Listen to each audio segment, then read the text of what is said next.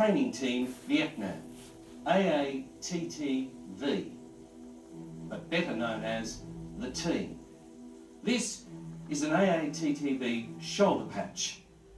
The AATTV was to become the most highly decorated unit in Australian military history, winning 113 Imperial Awards, including 4 Victoria Crosses, 2 posthumously. It also received countless American and South Vietnamese awards. The United States, Australia, Britain and most of the Western nations dreaded the spread of communism in the 1950s and 60s.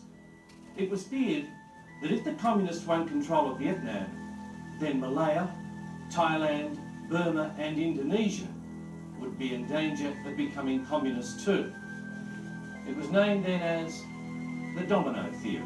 Tip 1 and all the rest will fall. That was essentially our reason for becoming involved in the Vietnam conflict.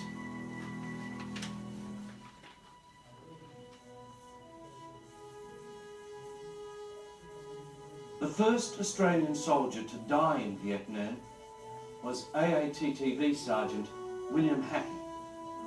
He was killed in 1963.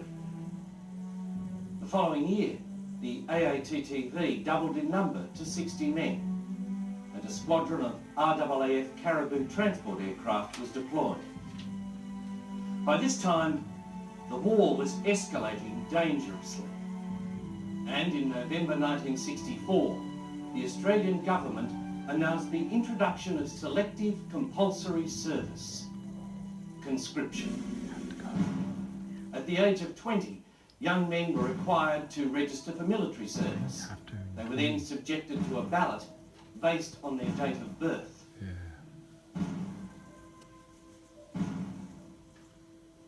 It was like a lottery.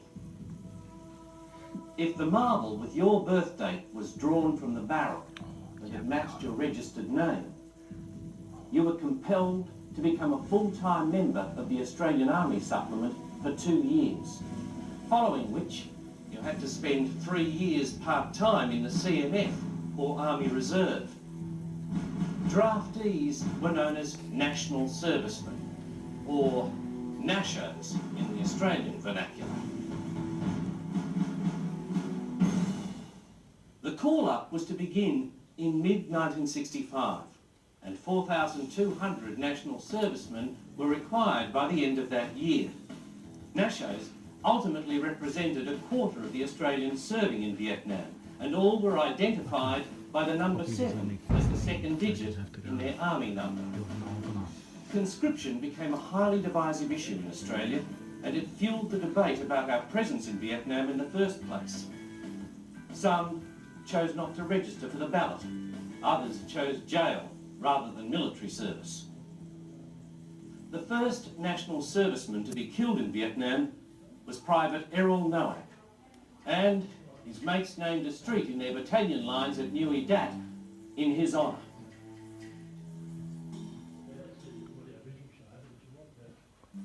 In 1965, Warrant Officer Ronald Scott was the second member of the team to be killed during enemy action.